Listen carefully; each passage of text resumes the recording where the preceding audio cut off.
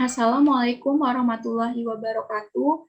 Kami dari kelompok 2 dengan anggota Anissa Prameswari, Vanessa Ulias Aryandika, M. Fauzi Rahman Wahid, Selomita Indira Putri, dan Evan Tama akan mempresentasikan hasil diskusi kami dengan topik asam lemak omega 3 dan COVID-19. Seperti yang kita ketahui, pada akhir tahun 2019, seluruh dunia digemparkan oleh penemuan virus COVID-19 di kota Wuhan, China. COVID-19 ini merupakan penyakit yang menyerang sistem pernafasan yang disebabkan oleh virus SARS-CoV-2. Berdasarkan data dari Center for System Science and Engineering at Johns Hopkins University, hingga saat ini lebih dari 200 juta orang terinfeksi virus corona, dan 4, juta lebih orang diantaranya meninggal dunia. Komplikasi yang parah hingga kematian oleh COVID-19 sebagian besar dimediasi oleh peningkatan cepat sitokin pada saat tubuh melakukan inflamasi, yang mengarah ke sindrom pelepasan sitokin atau badai sitokin. Asam lemak omega 3 merupakan asam lemak esensial yang tidak bisa diproduksi sendiri oleh tubuh. Asam lemak omega 3 ini termasuk ke dalam asam lemak tak jenuh ganda PUFA yang ditandai dengan adanya ikatan rangkap 3 atom dari gugus metil terminal dalam struktur kimianya. Di alam terdapat 3 jenis asam lemak omega 3 yang terlibat langsung dalam fisiologi manusia, yaitu asam alfa-linolenat, asam eikosapentanoat, dan asam docosahexanoat. Umumnya asam alfa-linolenat banyak ditemukan dalam minyak nabati, sedangkan asam eikosapentanoat dan asam docosahexanoat umumnya ditemukan dalam minyak laut.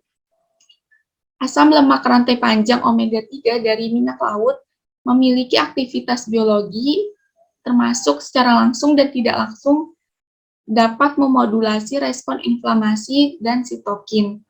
Oleh karena itu, asam lemak omega 3 rantai panjang dari minyak laut yang memiliki sifat antiinflamasi dapat berpotensi mengurangi morbiditas dan mortalitas dari pasien COVID-19. Berdasarkan dengan sistem imun, secara umum fungsi omega 3 adalah sebagai imunomodulator. Omega 3 mengaktifasi respon kekebalan tubuh baik dalam respon pertama atau innate immunity ataupun adaptive immunity. Innate immunity terdiri dari 2, yaitu granulosit dan monosit. Granulosit ada neutrofil, eosinofil, dan basofil. Sedangkan monosit ada makrofag dan juga sel dendrit. Neutrofil merupakan sel pertahanan pertama yang menghancurkan benda asing fagositosis. Dan sel yang pertama bermigrasi ke area tubuh yang mengalami peradangan. Neutrofil berperan membantu melawan infeksi sekaligus melindungi dari ancaman penyakit.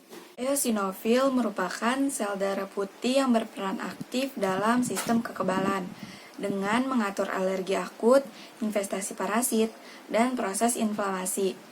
Eosinofil mampu mengatur respon inflamasi lokal di dalam aliran darah maupun jaringan. Basofil merupakan leukosit yang jumlahnya paling sedikit di dalam darah. Basofil memiliki peranan penting dalam menghasilkan reaksi peradangan untuk infeksi. Selain itu juga basofil berperan dalam munculnya reaksi alergi. Makrofag juga merupakan salah satu sel yang berperan penting dalam fagositosis atau sebagai antigen presenting cell atau APC. Yang terakhir ada sel dendrit. Sel dendrit di dalam tubuh merupakan sel kekebalan yang bersifat adaptif yang bisa menyesuaikan dengan banyak jenis virus yang memasuki tubuh. Adaptive immunity terdiri dari 2, yaitu sel B dan sel T. Sel B merupakan respon imunitas adaptif yang berperan penting untuk pertahanan tubuh melawan patogen. Sedangkan sel T merupakan sel yang berperan penting dalam respon imun yang terbagi menjadi 2 kelas, yaitu sel T CD4 dan sel T CD8. Omega 3 termasuk ke dalam asam lemak tak jenuh ganda. Asam lemak ini tidak hanya digunakan sebagai sumber dan simpanan energi di dalam tubuh, tetapi juga digunakan sebagai bahan untuk fungsi biologisnya, seperti untuk mengatur aktivitas sel-sel kekebalan.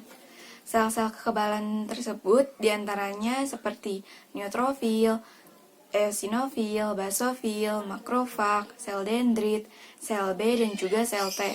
Asam lemak merupakan struktur utama dari komponen membran sel atau fosfolipid yang berperan untuk memperkuat integritas dan fluiditas membran sel tersebut. Omega 3 akan menggabungkan fosfolipid dari membran sel neutrofil yang kemudian akan menghasilkan mediator yang berbeda seperti prostaglandin, leukotriene, dan juga trombokson. Neutrofil ini yang merupakan respon awal terhadap paparan patogen berperan dalam sistem imun dengan menginduksi migrasi neutrofil, kapasitas fagosit, dan produksi radikal bebas untuk membunuh patogen tersebut. Selain neutrofil, omega 3 juga berperan sebagai aktivator pada sel T dan juga sel B. Pada sel T, omega 3 berperan dalam mengaktifasi sel T beserta turunannya dengan menginduksi antigen presenting cell atau APC. Sedangkan pada sel B, omega 3 berperan dalam sel B dengan memproduksi antibodi yang lebih banyak dengan memanfaatkan imunoglobulin dan diferensiasinya. Pencarian obat dan senyawa antivirus sedang marak dilakukan semenjak masa pandemi ini. Penelitian menunjukkan bahwa minyak ikan omega 3 dapat meningkatkan respon antivirus tubuh dengan mempengaruhi protein interferon. Protein interferon merupakan protein alami hasil produksi tubuh yang dibuat sebagai respon melawan senyawa berbahaya seperti virus, bakteri, dan toksin lainnya. Menurut HTW 3 dan kawan-kawannya pada 2020, disebutkan bahwa omega 3 dapat melemahkan respon dari T-sel CD yang cenderung berlebihan dalam mengeluarkan senyawa sitokin untuk melawan virus. Respon berlebihan tersebut dapat menyebabkan organ di dalam tubuh mengalami kerusakan, meskipun virus berhasil terhambat.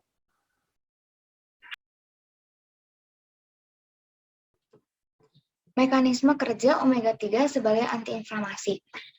Jadi, respon alami tubuh kita tuh ketika terinfeksi suatu patogen adalah dengan cara memproduksi yang namanya sitokinin.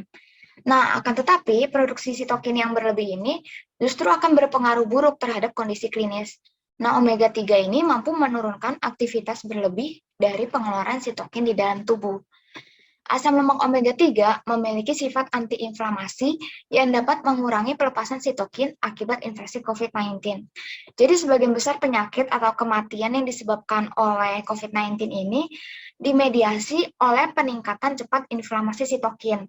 Maka dari itu, pencegahan untuk infeksi COVID-19 adalah salah satunya dengan cara meminimalkan pelepasan sitokin.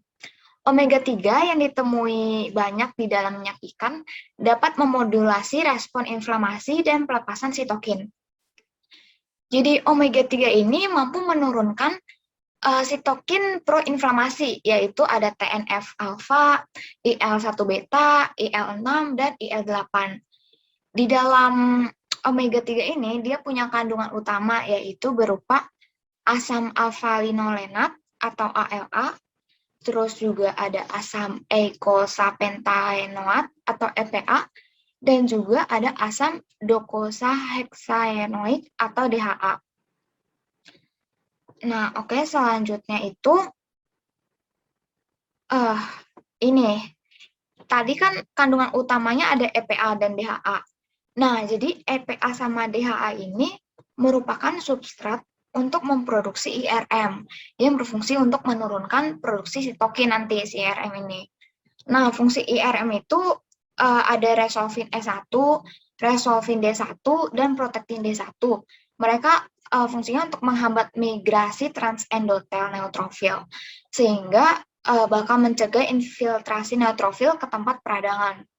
Terus resolvin D1 itu juga bisa menghambat produksi IL-1 beta Dan protektin D1 itu juga dapat menghambat produksi TNF-alfa dan IL-1 beta.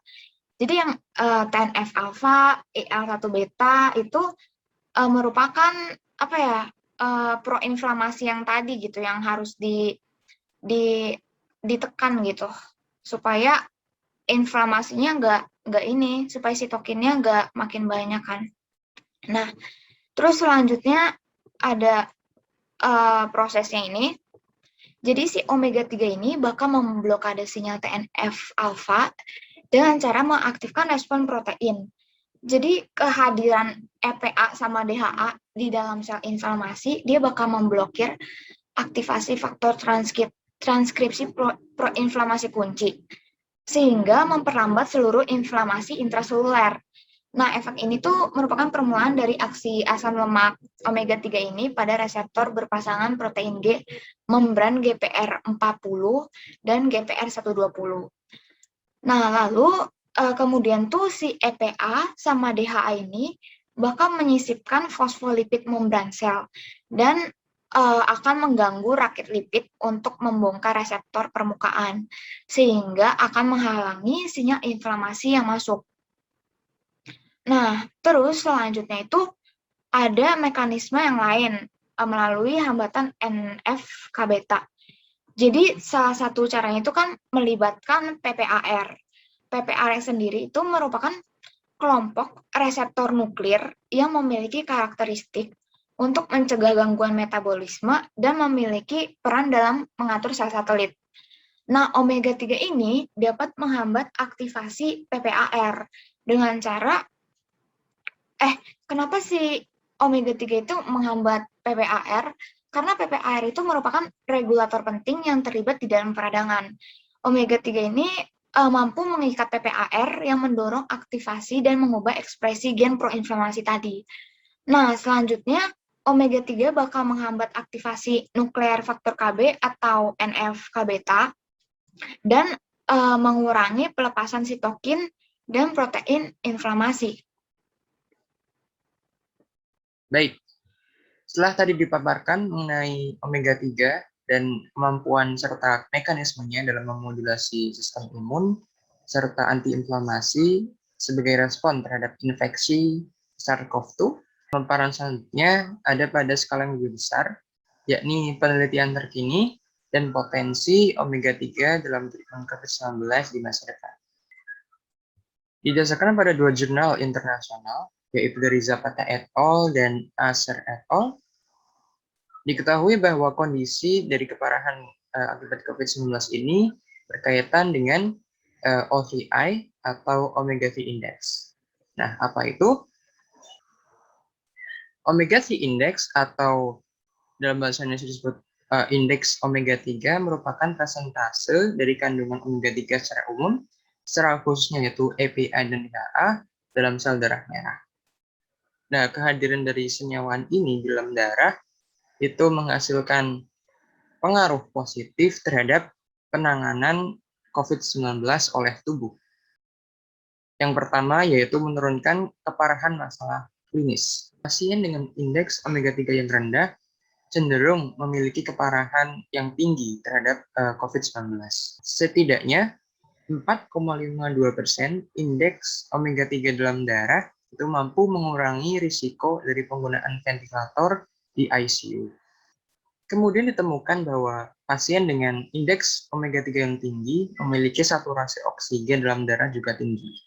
Kemudian, peneliti juga menyadari bahwa indeks omega 3 ini dapat dijadikan sebagai asesmen dari tingkat keparahan COVID-19, sehingga pasien di rumah sakit dapat ditangani dengan lebih efisien dan efektif. Kemudian, indeks omega 3 yang tinggi dalam darah juga mampu mengurangi risiko atau tingkat kematian hingga 95%. Hasil-hasil ini didukung dengan laporan bahwasannya keparahan COVID-19 pada masyarakat Jepang dan Korea Selatan itu rendah. Dan ini berkaitan dengan kegemaran mereka mengonsumsi ikan-ikanan dan produk hewan laut lainnya, yang mana kandungan EPA dan DHA-nya itu tinggi.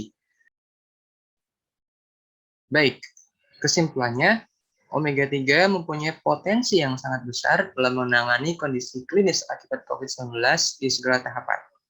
Mulai dari tahapan tadi, ada asesmen melalui indeks omega 3 sehingga dapat diketahui tingkat keparahan daripada pasien sehingga dapat mendapatkan perawatan yang sesuai. Kemudian treatment terhadap COVID-19 dengan omega 3 juga mampu memodulasi respon imun yang lebih cepat, kemudian lebih efektif, serta mengurangi inflamasi akibat respon imun yang berlebihan. Baik, sekian dari kelompok kami. Kurang lebihnya mohon maaf. Wassalamualaikum warahmatullahi wabarakatuh.